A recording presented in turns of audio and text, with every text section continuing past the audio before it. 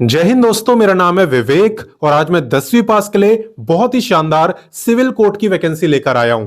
अच्छी बात यह है कि यहां पे कोर्ट में नौकरी तो मिल रही है, लेकिन आपको कोई एग्जाम नहीं देना और ऊपर से इस वैकेंसी में अप्लाई करने की कोई फीस भी नहीं है और 40 साल तक के बच्चे इस वैकेंसी में अप्लाई कर सकते हैं। रिलैक्सेशन आपको अलग से मिलेगा।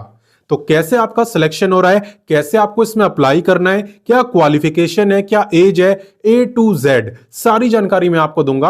आपका बस एक ही काम है, वीडियो को पूरा देखना ताकि आप अपनी तरफ से कोई गलती ना कर दो। ठीक है। और अगर आप मेरे को पहली बार देख रहे हो तो मैं आपको बता दूं, मैं डेली आपको 2 वैकेंसी बताता हूं। पहली वैकेंसी आपको सुबह 10 बजे बताता हूं, डेली रोजगार विद विवेक पर, वो भी हमारा ही चैनल है। अगर आपने सब्सक्राइब नहीं करा तो वीडियो डिस्क्रिप्शन में लिंक है, वहां से कर सकते हो, या डायरेक्ट यूट्यूब पे सर्च करना डेली रोजगार विद विवेक तो भी आपको दिख जाएगा, वैसे भी कर सकते हो। ठीक है। बात करें दूसरी वैकेंसी की तो ये मैं आपको बताता हूं, रोजाना दोपहर 3 बजे एग्जाम्स अहेड चैनल पर, जो कि फिलहाल में आप देख भी रहे हो। तो सिर्फ देखना नहीं है, सब्सक्राइब करो, बेल आइकन दबाओ एंड ऑल पे जरूर टिक करना ताकि जैसी मैं वीडियो डालूं तुरंत आपके पास नोटिफिकेशन आए। ठीक है। तो चलिए बात करते हैं आज की भर्ती की। तो भाई, जैसा कि मैंने आपसे कहा था कि आपकी कोर्ट की भर्ती है और आप देख भी सकते हो ये आपकी सिविल कोर्ट की भर्ती रहने वाली है। ठीक है। बात करें इंपॉर्टेंट डेट्स की तो यहां पे आवेदन की शुरुआत हो चुकी है और अप्लाई करने के लिए ज्यादा टाइम नहीं है। फॉर्म भरने की जो लास्ट डेट है वो है 23 फरवरी। इसलिए पहले मेरे से सीख लेना कि कैसे अप्लाई करना है और उसके बाद ही अप्लाई करना, क्योंकि मिस्टेक करोगे तो फॉर्म रिजेक्ट हो जाएगा। ठीक है। बात करें फीस की तो फॉर्म भरने की कोई भी फीस नहीं है। एंड बात करें एग्जाम की तो यहां पे आपका कोई भी एग्जाम नहीं होने वाला। ठीक है। आपके लिए तो खुशी की बात है।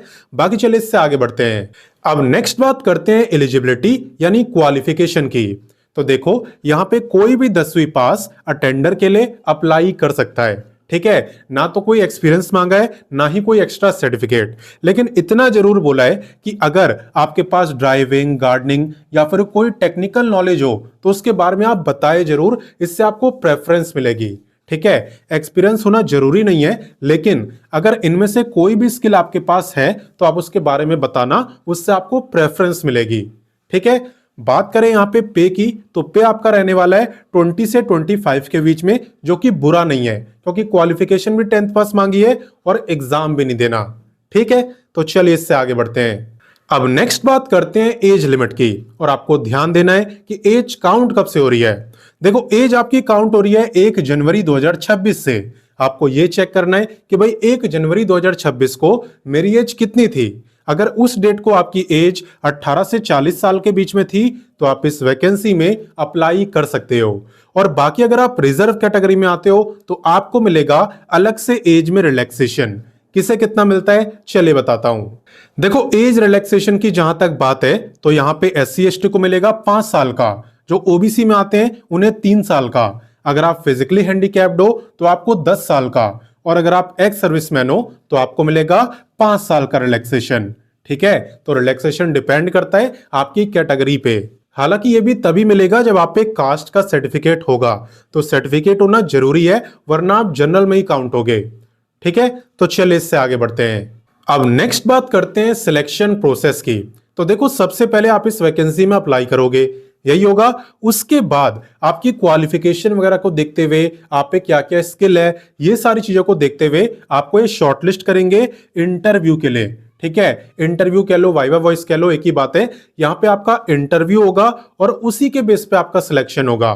इंटरव्यू में वो करंट अफेयर के क्वेश्चन पूछ सकते हैं, तो आप करंट अफेयर तो जरूर पढ़ के जाना। और बाकी बात करें कि इंटरव्यू होगा कब, इसकी डेट हमें कैसे पता चलेगी, तो देखो, पहले आप इस वैकेंसी में अप्लाई कर दोगे, उसके बाद अगर आप यहां पे शॉर्टलिस्ट होगे ना तो इनकी ऑफिशियल वेबसाइट पर एक लिस्ट जारी होती है। जब फॉर्म भरने की लास्ट डेट खत्म हो जाएगी उसके कुछ दिन बाद इनकी ऑफिशियल वेबसाइट पर लिस्ट जारी होगी, जिनमें एलिजिबल कैंडिडेट्स का नाम होगा, यानी ऐसे बच्चों का नाम होगा जिन्हें इंटरव्यू के लिए शॉर्टलिस्ट करा गया है। ठीक है। तो फॉर्म भरने की लास्ट डेट के बाद आप वेबसाइट को चेक करते रहना हर 2-3 दिन में। क्लियर। इसकी ऑफिशियल वेबसाइट है क्या, आपको कैसे मिलेगी, वो सब कुछ आगे मैं आपको बताऊंगा, उसकी चिंता आप मत करो। ठीक है। बाकी मैं आपको डॉक्यूमेंट्स के बारे में बता देता हूं कि इस वैकेंसी में अप्लाई करने के लिए कौन कौन से डॉक्यूमेंट्स चाहिए होते हैं। तो देखो, एक तो है 10वीं की मार्कशीट, दूसरा है डेट ऑफ बर्थ का प्रूफ, तीसरा है डोमिसाइल यानी निवास प्रमाण पत्र, इसके बाद है कास्ट सर्टिफिकेट अगर आप रिजर्व कैटेगरी में आते हो, इसके बाद है आईडी प्रूफ, इसके बाद है 2 पासपोर्ट साइज फोटो, उसके बाद सेल्फ डिक्लेरेशन फॉर्म। तो ये फॉर्म भी आपको कहां से मिलेगा ये भी मैं आपको बताऊंगा, चिंता मत करो।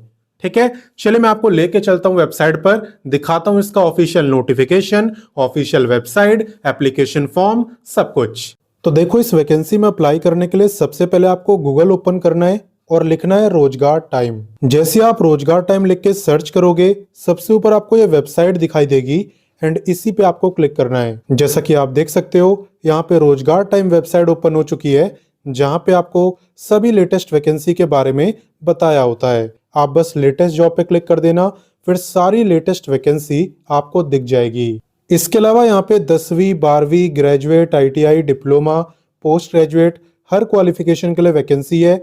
जिसकी भी आपको देखनी हो आप उस पर क्लिक कर देना। बाकी चले हम कोर्ट वाली वैकेंसी की बात करते हैं।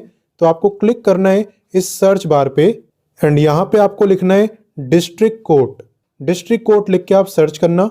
ये सर्च करते ही सबसे ऊपर आपको यही दिखाई देगा एंड इसी पे आपको क्लिक करना है। क्लिक करने के बाद इस पेज को आप अच्छे से पढ़ना, पूरी जानकारी लेना और उसके बाद ही अप्लाई करना। कैसे करना है अप्लाई वो मैं आपको दिखा देता हूँ। देखो, जब आप थोड़ा नीचे आओगे तो आपको दिखेगा इंपॉर्टेंट लिंक्स। ठीक है, यहाँ पे आपको notification, official website, application form सब कुछ दिया हुआ है। तो सबसे पहले एप्लीकेशन फॉर्म पे क्लिक करना और आना सीधा पेज नंबर 5 पर। आपको यहाँ पे पेज नंबर 5, 6 और 7 इन तीनों का प्रिंट आउट निकालना है और इसे फिल करना है। ठीक है, यहाँ पे आप देख सकते हो आपका एप्लीकेशन फॉर्म है, इसका प्रिंट आउट निकालकर आपको फिल करना है। जो पेज नंबर 7 है ये आपका सेल्फ डिक्लेरेशन फॉर्म है। ठीक है ना, तो ये भी आपको फिल करना है। जब आप इसे फिल कर लो तो आप इसे एक लिफाफे यानी कि एक एनवलप में डाल देना। साथ ही में नेसेसरी डॉक्यूमेंट्स की फोटोकॉपी जैसे कि 10th का certificate, age proof, caste certificate, domicile certificate जरूर डालना। ठीक है, आईडी प्रूफ, फोटोग्राफ ये सब आपको डाल देना है और एनवलप के ऊपर लिखना है application for engagement as attender class 4th on temporary basis. Temporary basis इसलिए क्योंकि आपकी कॉन्ट्रैक्ट बेसिस की जॉब है। यहाँ पे स्टार्टिंग में आपको 1 साल के लिए रखा जा रहा है और तब तक रखा जाएगा जब तक ये परमानेंट भर्ती कर नहीं लेते। ठीक है, जब तक परमानेंट भर्ती नहीं होगी तब तक आपकी ये नौकरी रहने वाली है और उसके बाद आपको इस एनवलप को सेंड कर देना है। आप इसे रजिस्टर्ड पोस्ट या स्पीड पोस्ट किसी से भी सेंड कर सकते हो। एड्रेस आपको यहाँ पे दिया हुआ है, यहीं पे आपको सेंड करना है और आपकी जो जॉब लोकेशन है वो भी यही रहने वाली है।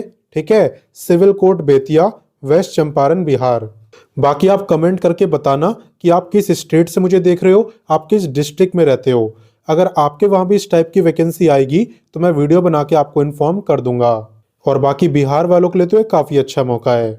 तो जैसा कि आप देख रहे हो यहाँ पे टाइम काफी कम बचा है, इसलिए जितना जल्दी हो इस वीडियो को अपने दोस्तों, भाई बहनों सबके साथ शेयर कर दो ताकि वो भी इस मौके का फायदा उठाएं।